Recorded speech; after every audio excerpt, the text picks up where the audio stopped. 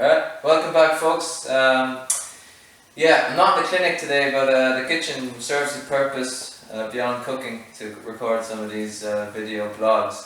So we've already mentioned the importance of the lower back and pelvis normal movement in normal life, but it's also quite an important movement to have on the bike, and that's why I gave it the title of this week's blog, Priming the Pelvis. So we'll get to prime the pelvis later. But so why do we need the normal pelvis movement on the bike? Well, it's because the glutes are going to work a lot more effectively when the pelvis is tilted forwards, just slightly forward of middle. And we've been talking about this in a previous blog, and the reason for that is because it's to do with the length tension relationship in the muscle. So if the hip is more in this position here, so we would call that more of a flexed back, then the pelvis is tilted backwards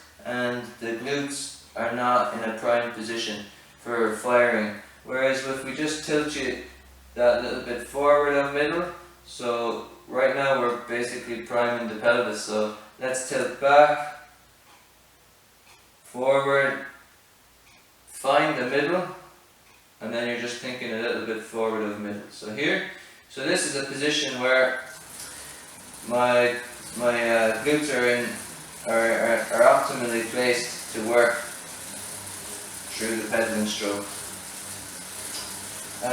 Also, it's not just in the engine room back here, but having a poor pelvic position on the bike can affect the cockpit, which is the front section of your bike. So an example of that would be if you tend to be more flexed at your back here, then what will happen is you're going to need to look up the road, and this can irritate your neck because there's a kind of a kink going on in the back of your neck here, as opposed to a forward tilted pelvis, and then that will just correct up along your spine. So now I'm just looking up the road with a comfortable neck position as opposed to a strained one.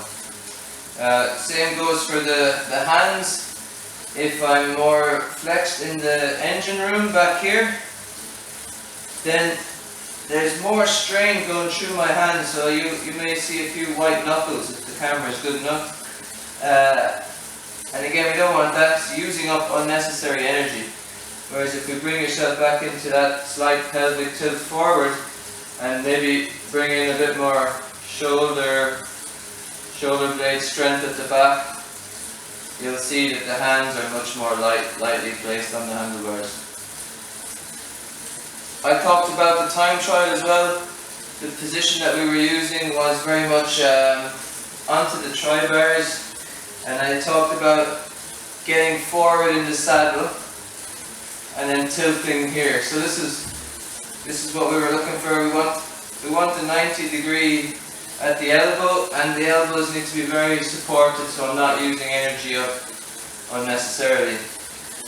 And yeah, let's see if we can beat it next week. Bye for now.